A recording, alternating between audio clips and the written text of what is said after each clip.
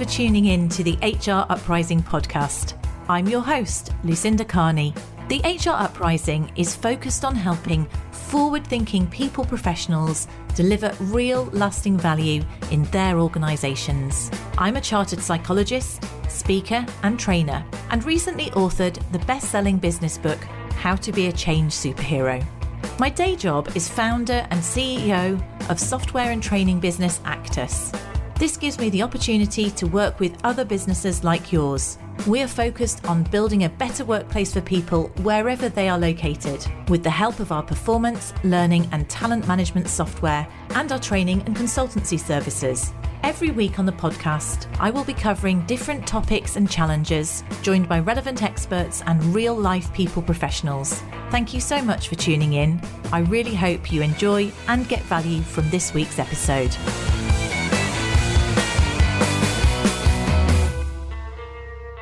Hello and welcome to this week's HR Uprising podcast. And this week we're going to talk about transformational change with a twist, actually, with a pizza-shaped twist, I understand. I am delighted to have Ian Ziskin with me today. He's the president of EdXL and he is the lead author of The Secret Sauce for Leading Transformational Change, a really intriguing title. So Ian, thank you so much for joining me. Great to be with you, Lucinda. Thank you for having me. So before we go into understand a little bit about your book and some top tips within it, do you want to just give us a little bit of an introduction as to your background and how you came to be lead author on this topic? Sure. Thanks for asking. I've been in the human resources and leadership game now for a little over 40 years. My career is, say, divided into two separate but very related chunks. The first 28 years of my career, I worked for large companies, primarily in human resources. Toward the latter part of my corporate life, I was the chief HR officer for two companies, most recently a company called Northrop Grumman, which is in the aerospace and defense business in the US, but also with presence all over the world. And then about 12 years ago, a little more than 12 years ago, I launched my own coaching and consulting firm, which is a portfolio of a variety of different things, coaching, leadership development, and some other pieces, but also involves a high interest in this topic of leading transformational change, which then in turn, led me over the course of this past year or so to become the lead author of this book. Great. So, well, I can see the qualification. You're well qualified for this topic then. So you called it The Secret Sauce. And I was intrigued by this because I know you've got a number of top tips and I'll ask you to share some in a moment. But there's also an analogy of it, a change and pizza was what I picked up on from your colleague. Do you want to explain what that's all about? Certainly. So, one of the things that you begin to learn when you put a book like this together is there's a certain danger that comes with tradition and long-standing success in anything.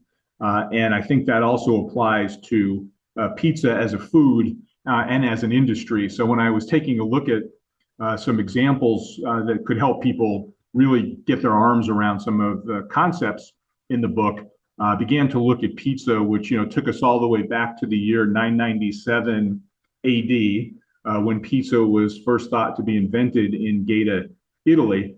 And you fast forward over many years since that point. It turns out when you look at pizza as a food and as an industry, it has been reimagined, repositioned in many ways in order to remain relevant. Now we find ourselves current day. Pizza is about a $150 billion global industry. I was surprised to learn in doing some of my research that unlike what I thought, that pizza would be the per capita highest consumption in the United States. It turns out that actually Norway is the country with the largest per capita consumption of pizza in the world. So that was a little bit surprising. Not Italy then. Yeah. Now, it also turns out, though, if you think about it in terms of sizes, shapes, toppings, cheeses, crusts, access options, and preparations, as well as various secret sauces that people have begun to put on pizza, it's morphed in many ways. Pizza is no longer pizza, just like individuals are no longer individuals and teams are no longer teams the way we used to think of them. Similarly with organizations and even societies that we take a look at in the book. And so for me, one of my favorite quotes in the book is, believe in yourself. If cauliflower can become pizza, you can become anything. And it's really a situation of recognizing that longstanding tradition and practices that we use in our personal lives and in our organizational lives are no longer quite often relevant for the changing environment around us.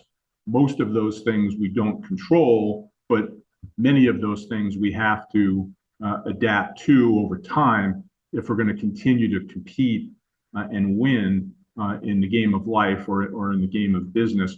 And that's why pizza became, as I called it, a pizza analogy in the book, because it really illustrates the need to morph and change repeatedly over many years in order to remain relevant. And I guess then where we're taking this is in terms of mainly organizational change in terms of your book, as opposed to sort of personal change and things in there. Yeah, actually, as it turns out, because we have quite a few contributors to the book, which I'll say a little bit more about that in a second, we've looked at leading transformational change through a variety of lenses: the individual lens, the team lens, the organizational lens, and to a lesser degree, but still included, the implications for society as well. And so some of the principles that we focused on and learned about and wrote about in the book have applicability to change individual, team, organizational, and societal levels. That makes sense. So do you want to talk about, before I ask you some sort of top tips, I'm sure you can't give away all of those, but to give us a few of your top tips, to give us a flavour of the book, did you want to comment a bit more on the people who contributed and the different, how you selected them and the different? Certainly, yeah. I'm often asked the question, given the fact that there are many books out there on change and transformation, how might this one be different? I think there's a couple of ways I would point to that. I've become fond of referring to the book as 200 voices and under 200 pages, because what we've managed to do here is write a book that's not just Ian's view of the world as it relates to leading transformational change. We've had quite a few contributors to the book who've written essays on their particular lens and perspective on transformational change. And we also incorporated quite a bit of input. There are a lot of voices included in the book, many of which are mutually reinforcing. So there's a lot of consistency of themes, but we also have some differences of opinion and divergent views. And I think that diversity makes it a little bit richer than if I had just written a book about leading change myself. And then the other thing, I think, which makes it a little bit unique is that it's all in under 200 pages. As our publisher has reminded us, and lots of other people have as well, it's getting more and more difficult for people to read books these days. So 350 or 400 page book, while there are many good ones out there and available, it's getting harder for people to make the time to make their way through all of that. And so we tried to be brief and practical as well. Yeah, it's like an airport type book. The publisher, I did a book on change, and she said no one thanks you for a longer business book. Basically, it's concise and get the message over quickly. And actually, that links on, doesn't it? So within it, you've got your sort of 10 elements of your secret sauce. So you've kind of got these 10 approaches. If I was to say, could you select, I don't know, 3 to 5 the most important ones or the most useful ones for my audience, and perhaps take us through a few? Yeah. So let's maybe I'll list off a few. And then I'll come back and explain a little bit more about each one. The very first one that we include in the list in the book is really all about start with truth, talent, and timing. That's the first one. I'll come back and explain that in a second. Another one that I think would be relevant for your audience to know about is what we end up describing as go first, but not alone. A third one that I think is particularly relevant here is what I ended up calling define, align, and refine, the what and why. And then the fourth one maybe we'll use for purposes of today is what I describe as love, influencers, and resistors. And now let me go back and dive in a little bit more deeply on each of these just to kind of illustrate the main points for the listener's benefit. The very first one, start with truth, talent, and timing, actually comes up very early in the book, in the foreword of the book, written by a gentleman by the name of Ron Sugar, who was my boss when I was the chief HR officer for Northrop Grumman. He was the CEO. But he's also a very active board member these days on companies like Apple, Amgen, Uber, and Chevron. So he's got very broad perspective on different companies and industries dealing with large-scale transformational change. And one of the things that he talks about in the book is the importance of starting with truth, which means define reality. The situation is what it is. We are where we are, as an individual or as an organization. There's a tremendous amount of wasted energy that people display and that organizations also display in denying data and basically explaining away things that do not reinforce our preferred view of the internal and external environment. Therefore, extremely important if you're going to successfully lead transformational change to begin with the truth. Where are we as an individual or as an organization? And data helps with that, but so does in your head understanding and in your heart understanding what we're really facing. Second piece is talent, meaning that you've got to surround yourself with really good people who are going to help you drive the change. Because as we'll talk about in a minute, you're not going to do it by yourself. And then the final point related to truth, talent, and timing, the timing piece has a lot to do with the importance of speed and getting up and running to get some traction to make things happen. Generally speaking, most successful change efforts are going to involve moving at a speed that feels uncomfortable. It feels less comfortable than what you've historically been doing. And coupled with that, is this realization that very rarely, if you talk to a leader who looks back on some large-scale change, or frankly, even if you speak to an individual who looks back on some significant change that they've gone through personally, very rarely will they tell you, I should have moved more slowly. And taken longer to make it happen. Typically they'll say, I didn't move quickly enough. I wasn't assertive enough. I wasn't decisive enough.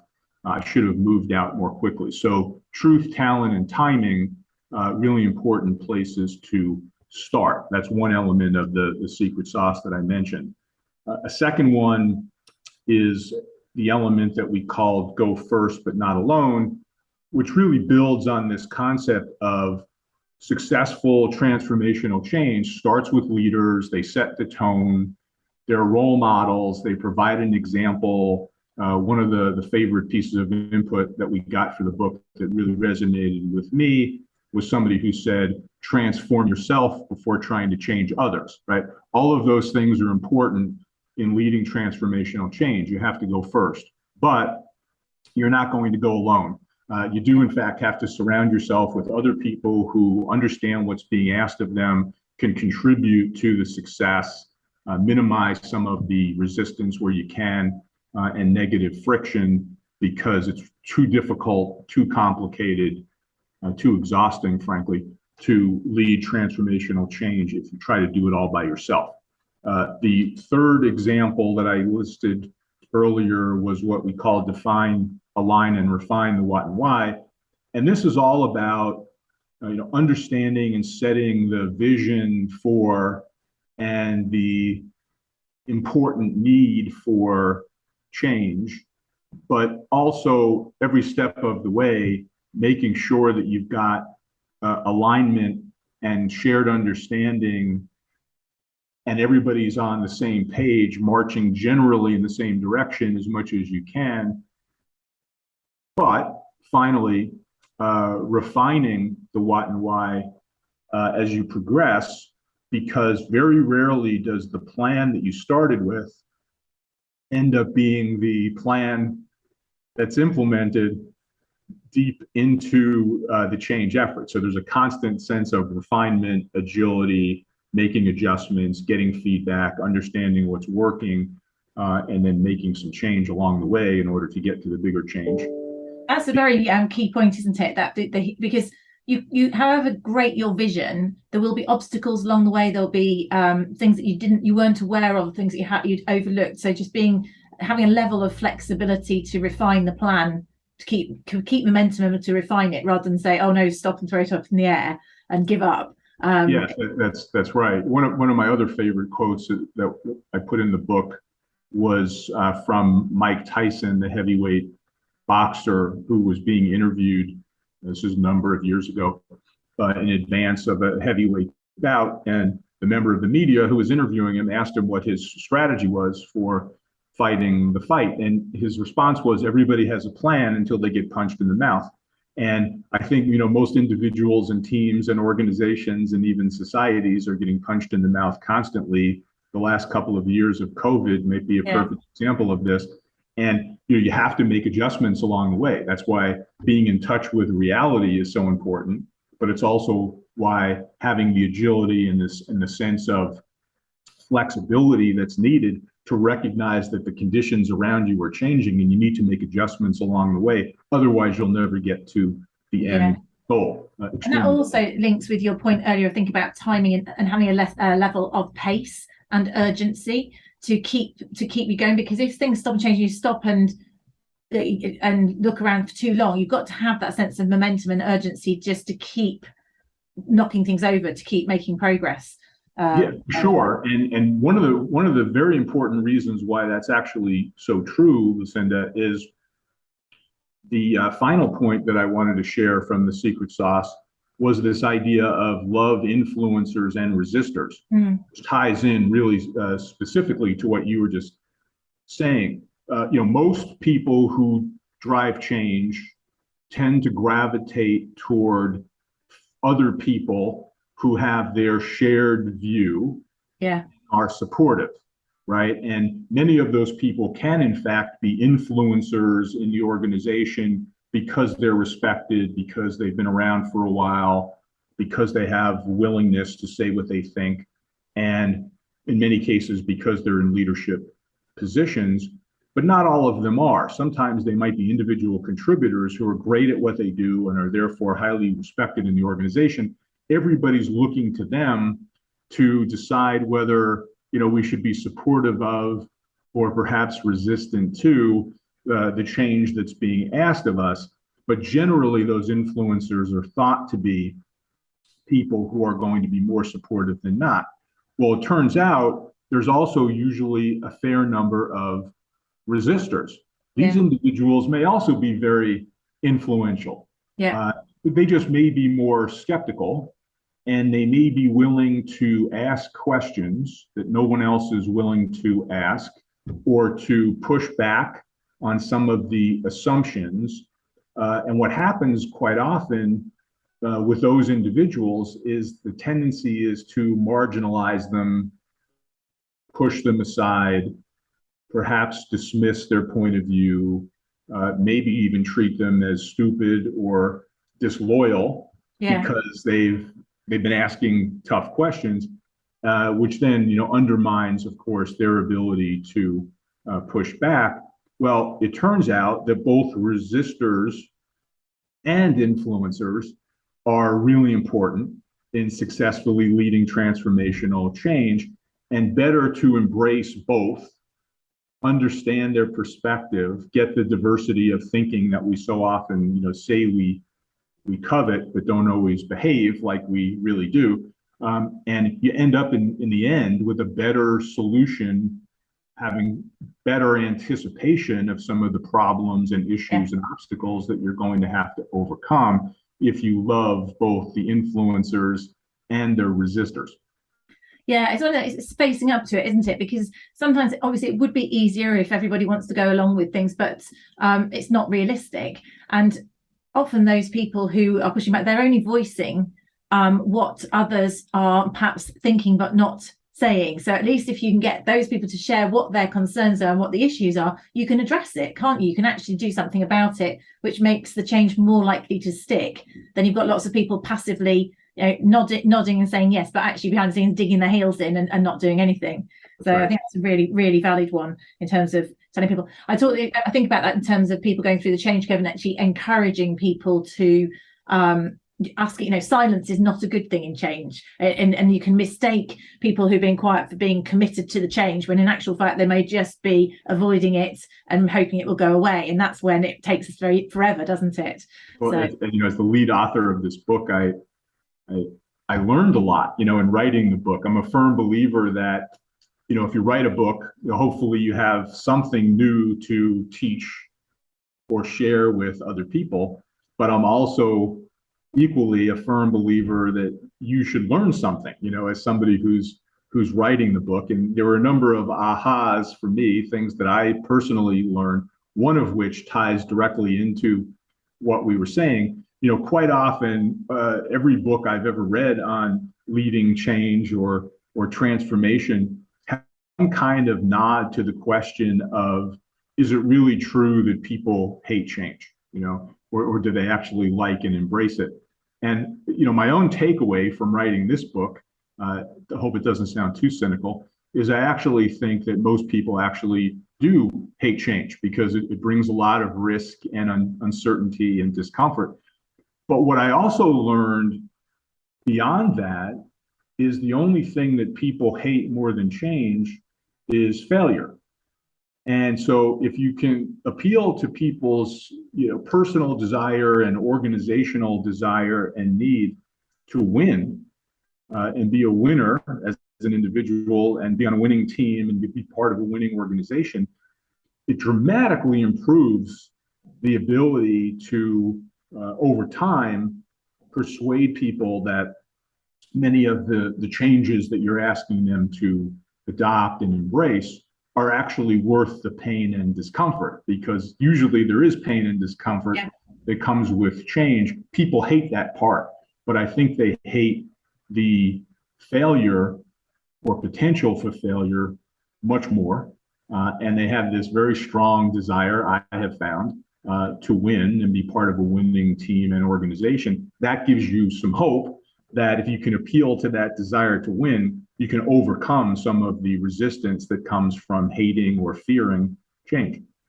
That's interesting. I haven't come across that before. And that does make sense in terms of when you're communicating the why the change needs to happen, where you may have data and facts as to where you are currently and maybe the risk of failure if we don't change, in terms of creating maybe a burning platform type approach, but you're motivating people as to why it's so important to make that change, to go through the pain of actually doing it. There was a quote, I can't remember who it was, who said that people don't hate change, but they hate change being done to them. And I think that also links very much with your point about, go first but not alone, but also about talent.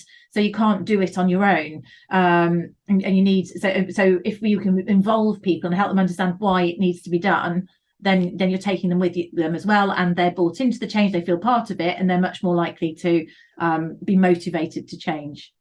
Yes, I think all that is right, or at least it's consistent with my experience. So we're either both right or we're both wrong, but it is very consistent. It's also consistent with something else that we picked up in pulling the book together, which is this really important need to be able to reconcile competing priorities and master paradox. Now, there are 7 of them that I wrote about in the book, but I'll just mention 1 or maybe 2 now, particularly one that really very closely connects to what you were just talking about, Lucinda, and that is the need to reconcile facts and feelings, because most change efforts, particularly if it's started at the top of the organization, tends to be kind of a clinical assessment, using data and facts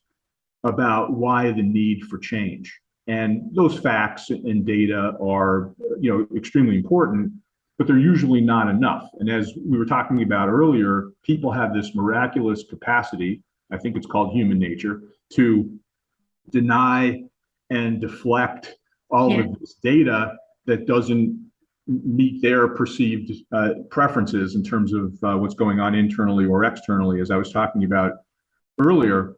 So having facts and data to rely on that makes it a compelling reason to change something, it's really valuable, but never works without also appealing to feelings, because you're dealing with human nature and human beings, where it has to kind of register with you in your head and in your heart that something's got to be done differently. One example I give in the book, which I think most people seem to relate to quite well, is so many people around the world at one point or another in their lives might say, it's time to lose weight, maybe, right? I get on the scale, staring back at me is irrefutable data that I probably could lose some weight.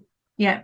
However, staring at the scale and looking at the data without diet and exercise, the two things generally thought to be most successful to contribute to losing weight and maintaining that weight loss, is all about what's in your head and in your heart. What comes from you internally. Are you motivated to do it or not? Just getting on the scale and staring at the data won't change a thing in terms of your weight. And similarly, in organizations and big, long-term, successful transformational change, staring at data that tells you something needs to be done, but doing nothing beyond that to appeal to the feelings and the sense of personal motivation and commitment to the individuals who are part of the organization. If you don't have that combination and you're not successful at reconciling those competing priorities, it's going to be a real uphill climb to make success. Absolutely. Yes, in terms of driving these things forward.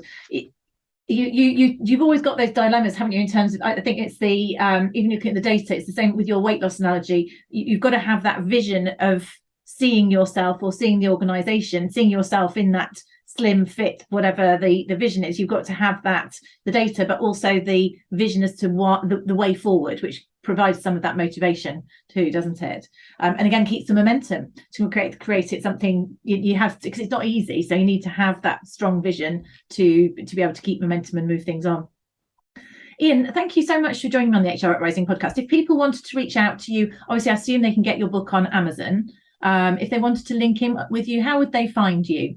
Thank you for asking. And yes, they can find the book on Amazon. They can also find it at our book-specific website, where they can learn more about the book, its contents, the authors, myself, but they can also order the book at a significant discount. That website is www.transformationalchangebook.com. Brilliant. Okay, and I'll put the link on our show notes as well, so people can just go and get the link straight off. Great. And they can get hold of you? Is that through a similar website? Is that your? They can also find me on the website, but if they want to get a little bit more direct, just email is perfect. Ziskin, Ziskin at exexgroup.com. Brilliant. So it's been lovely talking to you. Wish you lots of success with the book, and fascinating actually in terms of the conversation. Thank you for joining us. Really appreciate you having me. Thanks, Lucinda. I really hope you found this week's episode useful and enjoyable.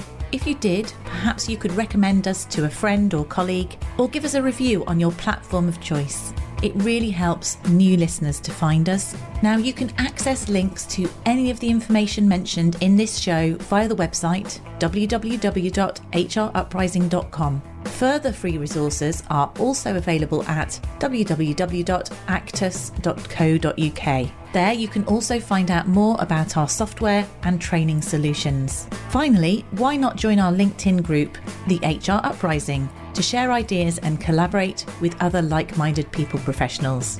Thank you for listening to the HR Uprising podcast.